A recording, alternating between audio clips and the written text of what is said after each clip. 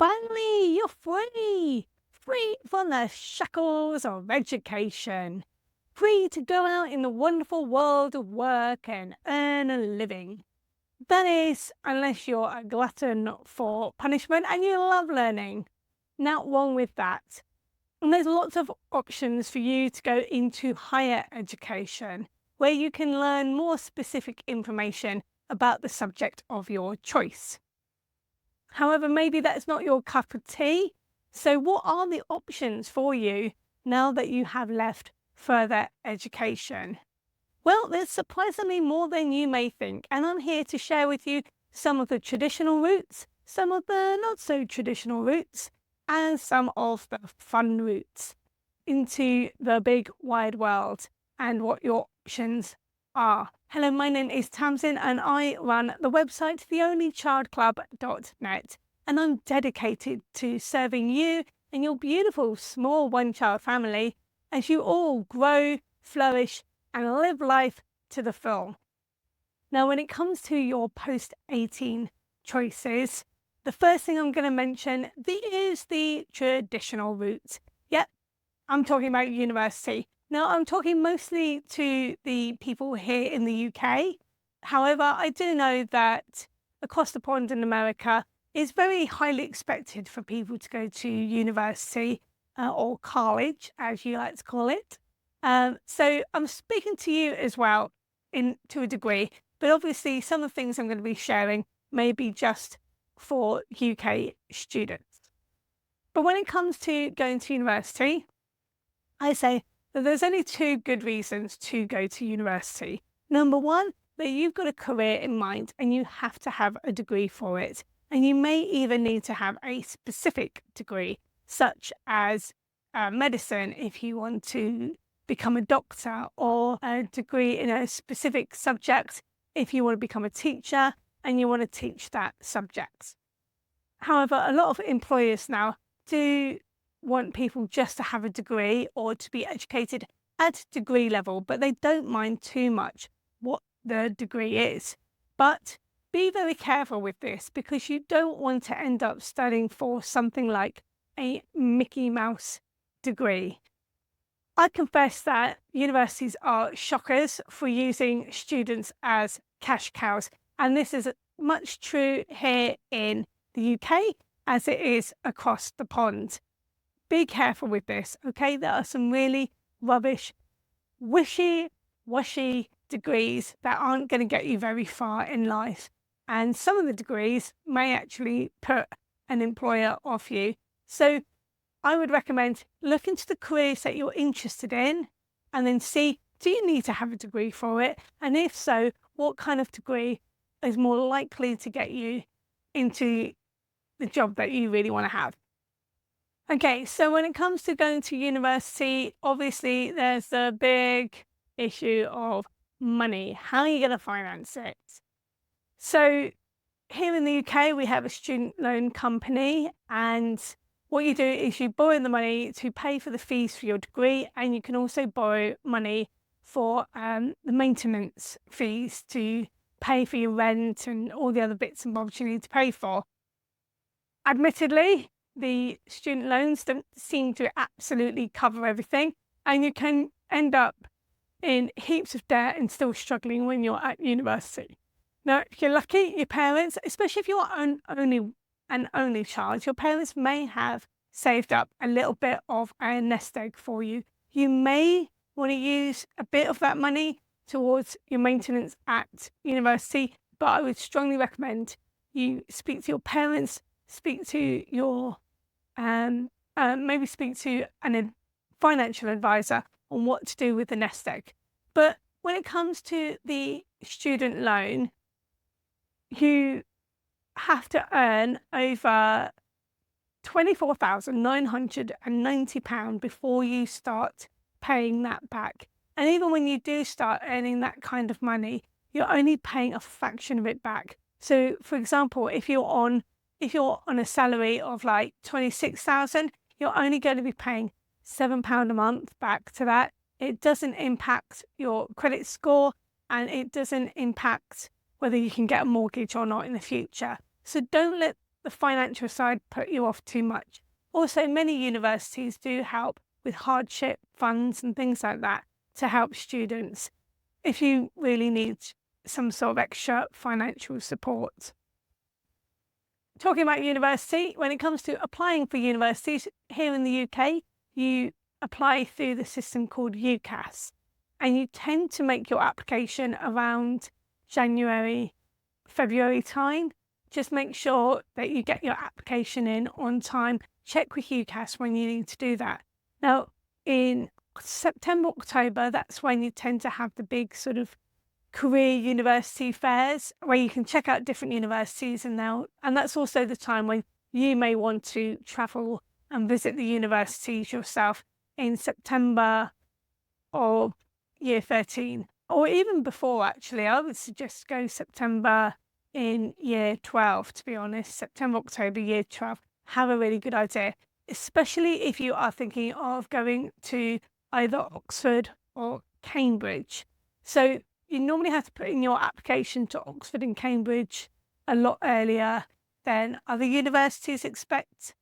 And I just want to talk about applying for Oxbridge, because quite a few people think, well, I don't know.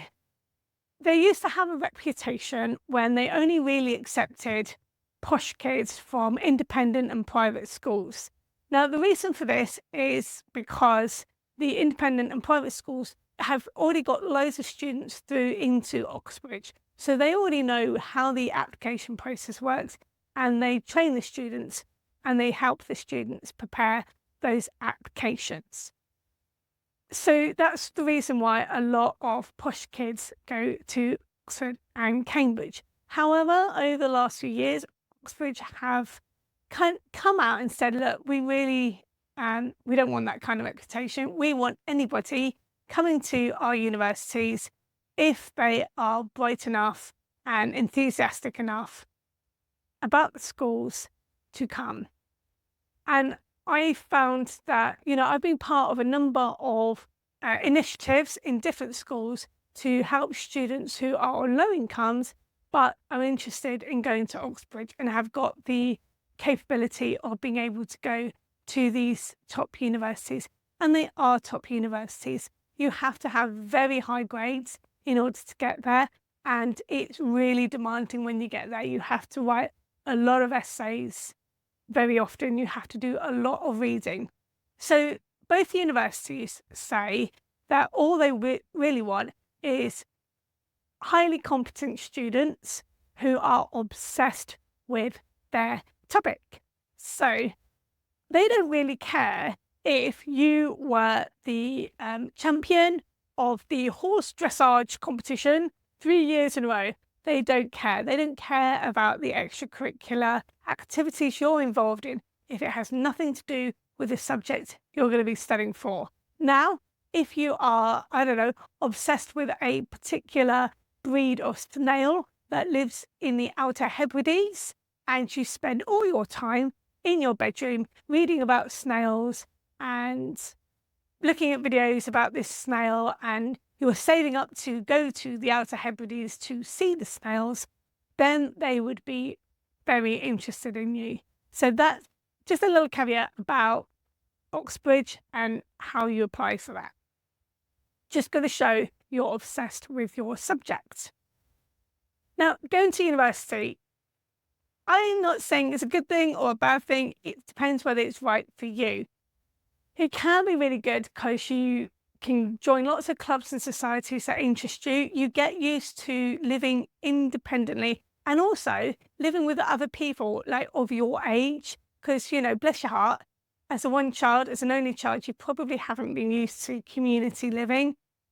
So you probably don't know what it's like to argue whose turn is it to load up the dishwasher, or to go and get the milk for the tea, whatever. Guys, it's wash day. But why, Michael? I myself have 3 pairs of socks and 3 pairs of knickers. That means I've only worn them 269 times each since the last wash. So this is a great experience for you to go to university. It's like a small step into independent learning, but with a lot of support. You have accommodation officers, and there's a lot more support mechanisms there for you. So it's a good way of doing that. It's also potentially a way that you can meet your future spouse. I've met a few people who have ended up meeting their future spouse and later on got married. So that's a good way of going to university. But you've still got to keep asking, is it worth getting into debt for? Now, another option for you to get a degree, but not necessarily get into debt, is to do a higher level apprenticeship. A number of companies are embracing this because what companies want, and I'll keep saying this over and over, companies want you to show that you've got skill and experience, okay? They're interested in that more than they're interested in your qualification. Obviously, there are certain industries where you have to have a particular qualification and they want to see that you have that. But additionally, and in some respects, more importantly, they want you to have the skills and the experience. And that's where the higher level apprenticeship works very well, because you're working all the time, full time, and you're getting paid for it in the apprenticeship. But you have to do the studying in your own time. Quite a lot of companies, they pay for you to do the degree, to do the higher level apprenticeship. They're paying for the course, so they'll probably give you the study leave. However, because they're paying for it, they're going to want loyalty from you. Your loyalty. They're not going to want to pay for you to do an apprenticeship and then you sort off to another company straight after you finish, okay? So you're probably going to have to sign something to say that you're going to continue working for that organisation for a period of time before you'll be allowed to go off to find somewhere else. Otherwise, you might have to pay for the degree back again. So just be aware that that's the thing.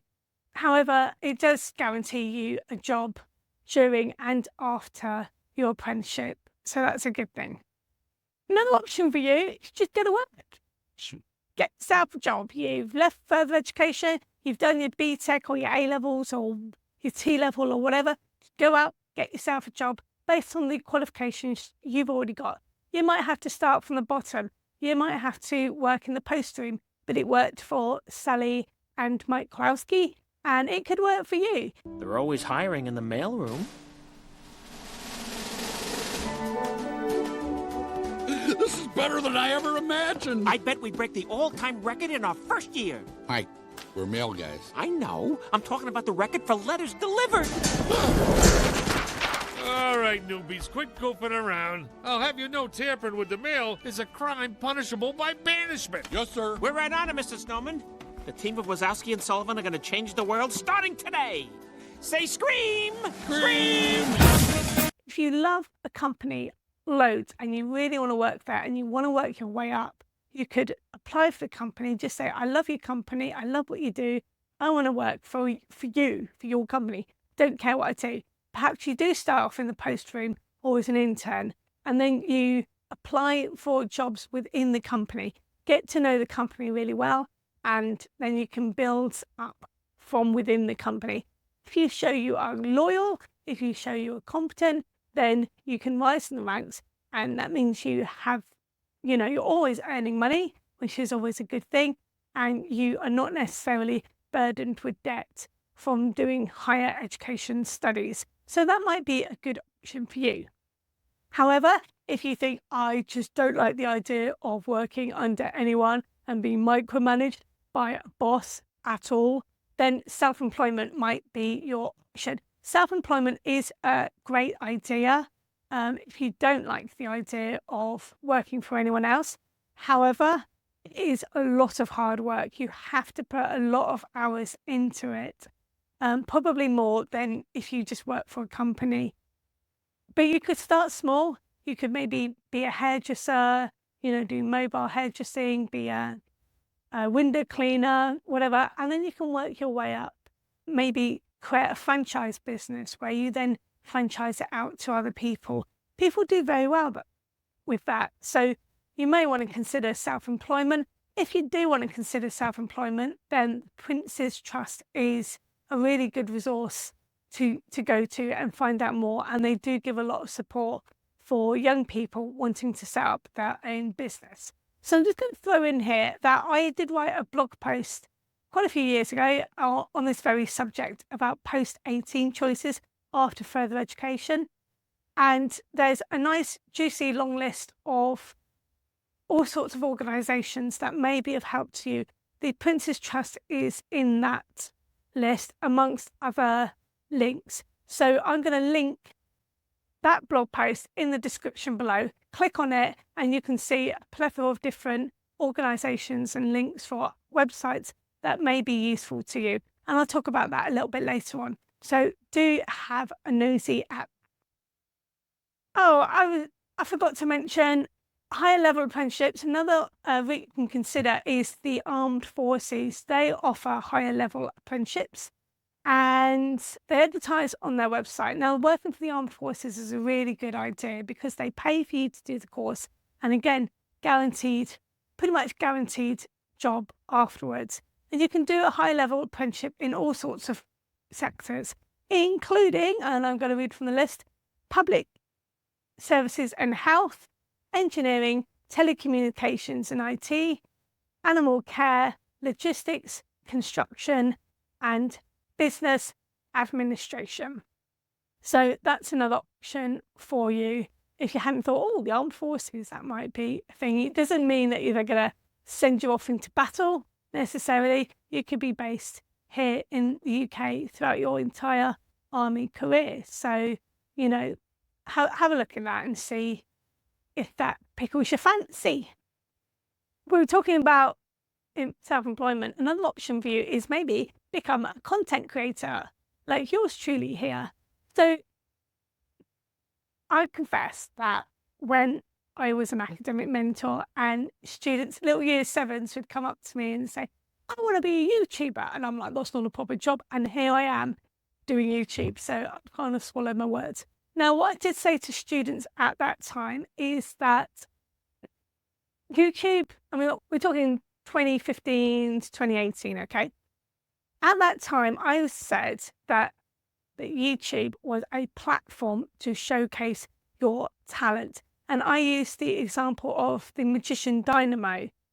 So he learnt magic tricks from his grandfather. He got a grant from the Prince's Trust. He bought himself a video camera because, you know, with the time when he was doing that, cameras weren't really a thing on mobile phones. So he bought himself a video camera. He showed his talent and on the video, put it on YouTube, and then it did very well for itself. And that's how he became famous. So it's a good platform if you've got talent. Now, these students, you know, they saw Mr. Beast, PewDiePie, Ryan Trahan wasn't a thing back then, but he is now. And they thought, oh, that looks easy. These people make it look easy, but it isn't. Mr. Beast was making really rubbish videos initially, and he's learned a huge amount of skill set. He's got a huge skill set now that he can make these massive multi-million-dollar videos. But the vast majority of us just do these little simple talking head videos and, you know, we grow from there. So that's an option for you. Now, a good person to look at is Ali Abdul. He trained to be a doctor. I think he trained at Oxford University. So he did a lot of videos about the application to become a doctor, a medical doctor. He was a medical doctor, but now he is a YouTuber. He's a content creator. He's been very successful. He has created a video for students who want to make a side hustle, a number of ideas. So definitely worth checking that video out. And I'm going to see if I can link it in the description below so that you can have a look at that because I recommend it. Right, okay, talking about being in front of cameras and stuff like that, if you think you're really good at performing arts and you want to go into the performing arts, then when it comes to leaving further education, looking to the next level, then I would recommend considering a performing arts specialist school. They are known as Conservatoires. Now, you can apply for a conservatoire through UCAS. They have UCAS Conservatoires. It works a little bit differently from universities, because what you have to do is you have to actually audition to go to these places. And I'm thinking RADA or which is the Royal Academy for Dramatic Arts. or the Welsh School for Music and Drama. Those are the sort of places where you can learn all sorts of specialist skills in the performing arts, as well as things like theatre design and, you know, the construction, the backstage things as well.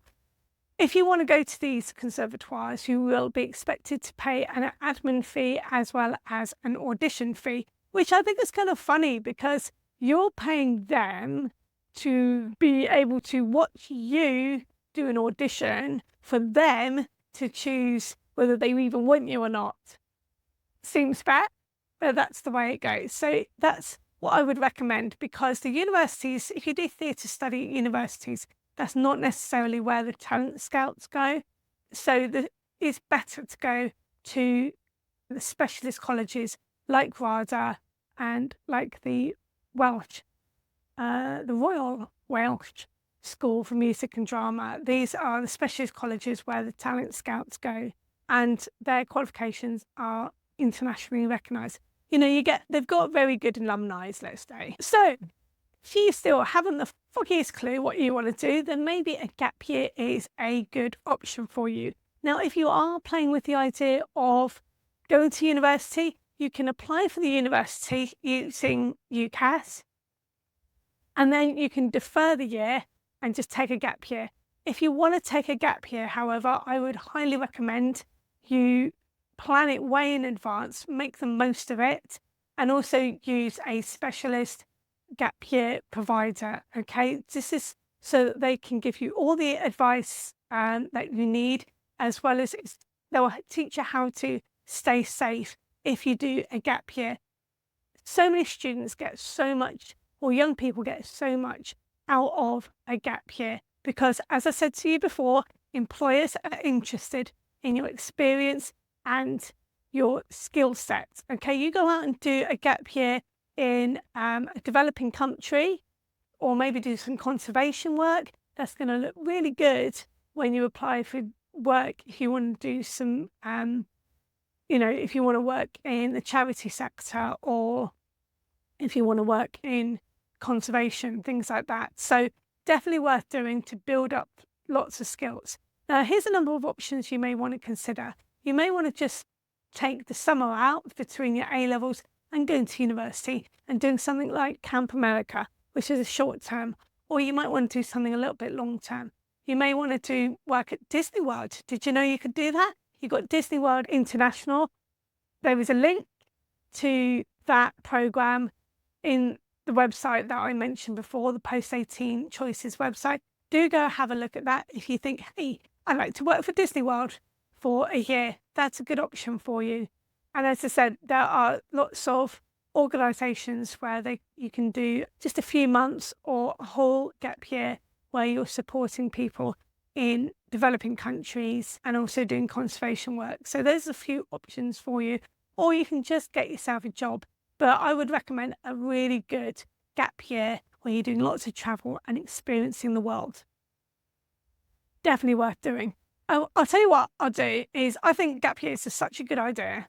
I'm going to make a future video about this. I'll see if I can find somebody that I can interview from one of these gap year organisations so that we can talk a bit more in depth about that. Now, if you are interested in that, then remember to press the subscribe button, notification button, so that you'll find out when the video is launched and you go, oh yeah, I remember Tamsin mentioned that in the last video. I will have a look at that and learn more about gap years. I think that's all the main options that I can think of at the top of my head. Maybe there's some options out there that you know of that I haven't actually mentioned. If that's the case, please put it in the comments below and I can update this video and share some more additional options. Which option has pickled your fancy? Please do let us know in the comments as well below. I'd love to know what your plans are for the future. Remember, like, subscribe, all of that. Just tap them, just tap the buttons. They're all there. Just go click, click, click, click. And that's going to be really helpful to us because we're a small channel. We've only just started. We really want to grow and develop a wonderful community of one-child families around the world. And we want you to be part of it. Thank you ever so much. Toodles!